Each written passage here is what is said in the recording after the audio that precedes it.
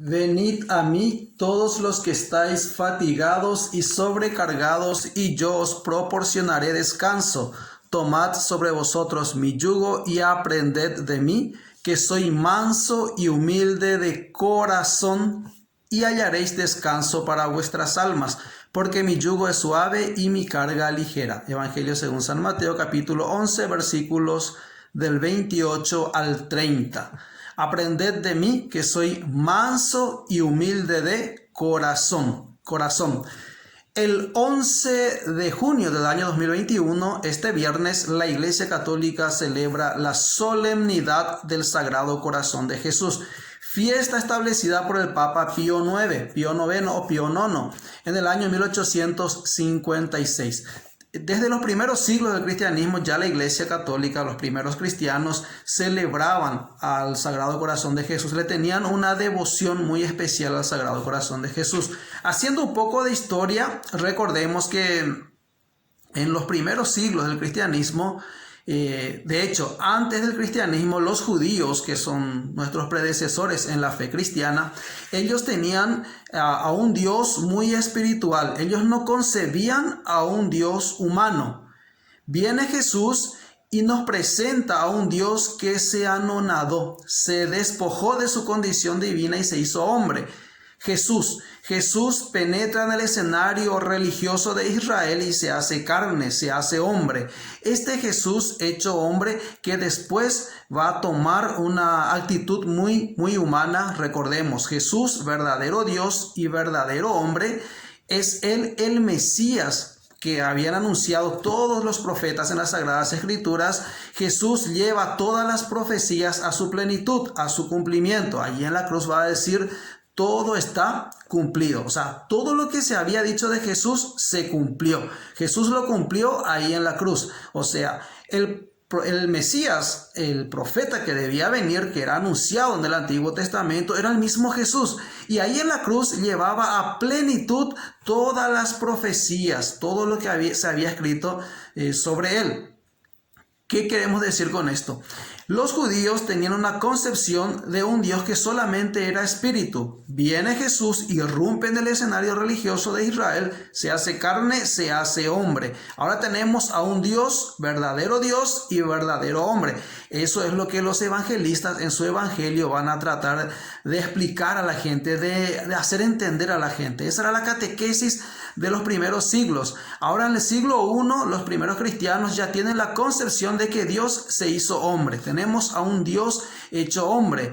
Y luego, con el paso del tiempo, llegando ya a la Edad Media, cuando en el arte cristiano, en el arte, se va a representar a un Dios del teocentrismo de los primeros siglos. Recordemos, toda la humanidad va a pasar a un antropocentrismo, donde ya el hombre va a ser del Renacimiento. En la época del Renacimiento, y los pintores renacentistas, en la concepción del hombre hay un Dios hombre, y se va a dar culto al hombre, al cuerpo. El centro es el hombre.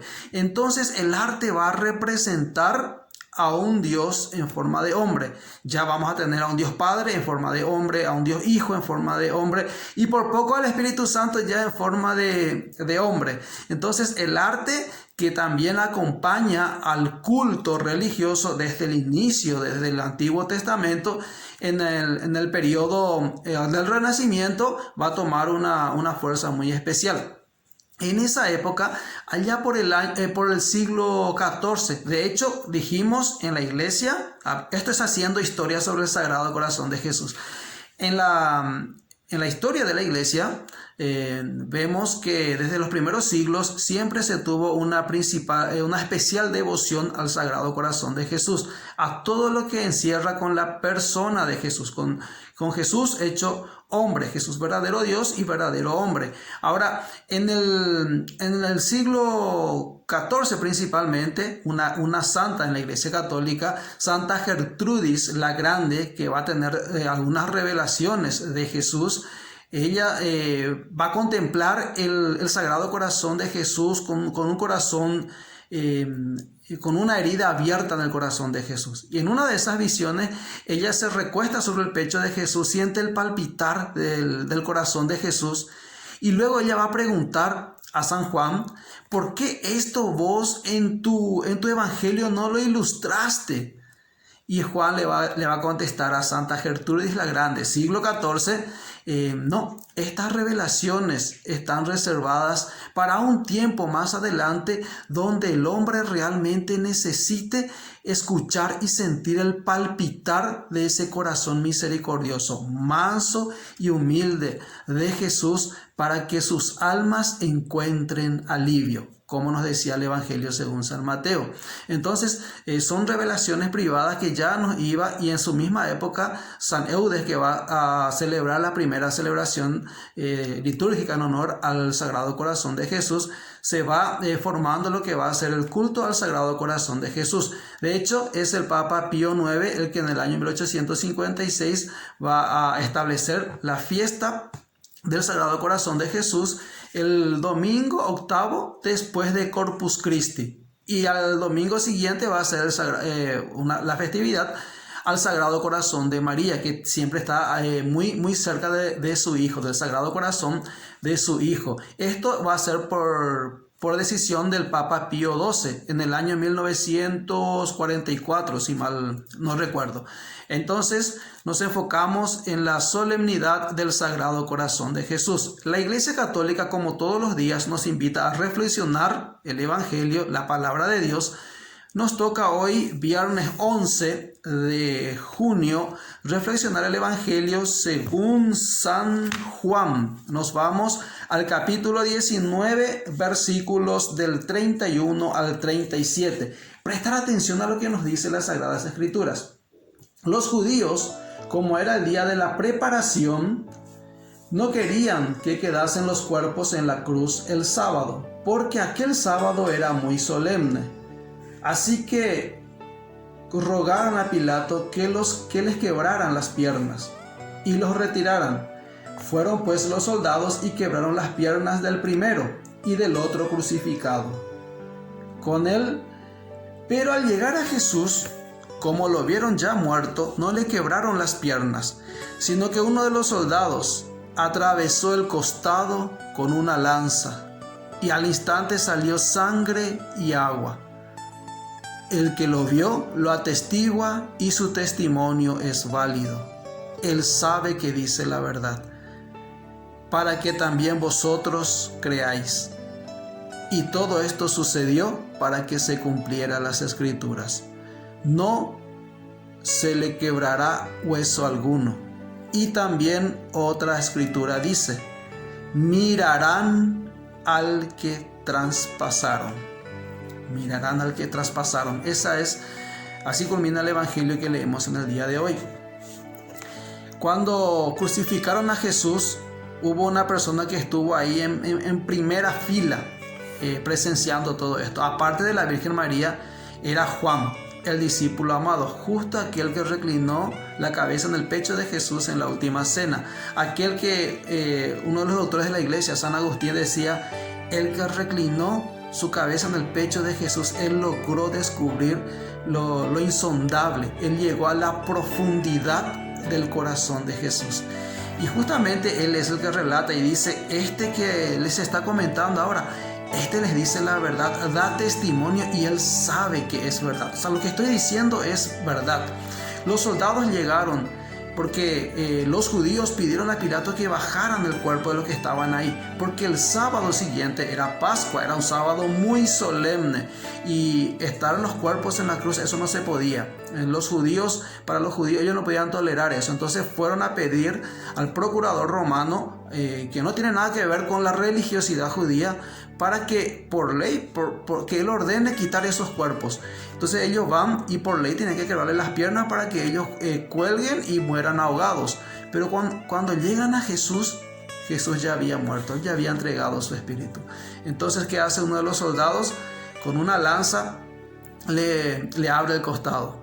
Esa es la imagen que tenemos en el Sagrado Corazón de Jesús, cuando vemos el Sagrado Corazón de Jesús herido, coronado de espinas, con una cruz. La iconografía católica lo representa así, coronado y de espinas, un corazón sufriente, un corazón que quiere gobernar, por eso es la corona, porque se siente rey, y un corazón sufriente porque es una corona de espinas, y un corazón abierto y traspasado por el amor a la humanidad, por amor a vos, y también un corazón de quien la iconografía le pone un fuego ardiente, un corazón ardiente, un corazón apasionado de amor por vos. Ese es el corazón de Jesús, aquel que había dicho en Mateo, aprendan de mí, que mi corazón es manso y humilde. Yo soy manso y humilde de corazón, decía Jesús. Lo interesante es entender los signos de los tiempos, como nos decía Jesús, y tratar de interpretar, de ver las escrituras y entender lo que nos dice. El último versículo dice, y mirarán al que traspasaron. Pero antes de eso, lo interesante es que cuando la lanzada penetró el corazón de Jesús, de él brotó sangre y agua. Ya sabemos el significado, el simbolismo de la sangre, del agua, que significa el sacrificio, la sangre, el agua, la purificación, la pureza, lo que Jesús trae. De su interior correrán ríos de agua viva, nos decían las profecías. Aparte, la Iglesia Católica siempre nos enseñó que del corazón de Jesús abierto, donde salió sangre y agua, del corazón de Jesús nace la iglesia. El agua, signo del bautismo, ¿verdad? Del corazón de Jesús brota la iglesia. Aparte, en el templo de Jerusalén, también de la parte derecha del templo es donde corría el agua, que limpiaban, que purificaban después de los sacrificios. Esos túneles, esos ductos por donde salía el agua y por donde salía la sangre de los sacrificios, y justamente salía sangre y agua del costado derecho del templo de Jerusalén. Y Jesús había dicho, justamente como profecía, destruyan este templo que yo lo reedificaré en 3 días. El templo de Jerusalén ahora ya es Jesús. De él brota sangre y agua. El único y verdadero culto al cual debemos rendir honor y verdadero culto de adoración es a Jesús. A Jesús y su persona entera. Toda la persona de Jesús merece nuestra adoración. Haciendo analogía también justamente del Jesús, que es el novio, que termina justamente el Apocalipsis. Bueno, antes de ir al Apocalipsis vamos al Génesis. Vamos al comienzo y después terminamos por el Apocalipsis. En el Génesis nos relatan que del costado de Adán sale Eva, su esposa. Del costado de Adán es donde sale Eva. Así también del costado de Cristo, que es el novio, sale su esposa, que es la iglesia. De igual manera, vos que sos marido y mujer, también simboliza eso, el sacrificio, la fidelidad del hombre y de su mujer. Jesús, el novio que quiere desposarse con la novia que es la iglesia. Jesús hoy en el Evangelio nos muestra el gran amor, el amor misericordioso, el amor humilde, el amor que implica sacrificio siempre, el amor verdadero y encarnado de Dios. Dios nos quiere dejar esta imagen. Así como en el libro del Éxodo, cuando Moisés hizo la serpiente de bronce y todo el que miraba esa serpiente se sanaba, se salvaba de morir envenenado por la mordedura de las serpientes. También termina el Evangelio diciendo, mirarán al que traspasaron. Era una profecía de Zacarías 12:10. Mirarán al que traspasaron. Hoy miramos la imagen de aquel a quienes traspasaron y a quien muchas veces también nosotros traspasamos. ¿Cuántas veces traspasaste el corazón de Jesús con esa lanzada que ciertamente a él le lastimó? Pero aún así, él tenía esa mirada misericordiosa y humilde y perdonó. Él dijo, Padre, perdónalos porque no saben lo que hacen. Para terminar, cuando llegaron a Jesús, quebrar sus piernas no fueron necesarias. El cuerpo físico de Jesús no ha sido quebrado. El cuerpo físico de Jesús no fue quebrado. Satanás hasta el último intentó quebrar el cuerpo físico de Jesús, pero no pudo con él. Jesús no dejó que quiebren el cuerpo físico de Jesús. La pregunta es para vos hoy. Vos que tenés una familia, vos que estás en la iglesia. La iglesia es el cuerpo místico de Jesús. Si Satanás no pudo con el cuerpo físico de Jesús, pregunta, ¿Satanás va a poder quebrar el cuerpo místico de Jesús, que es la iglesia?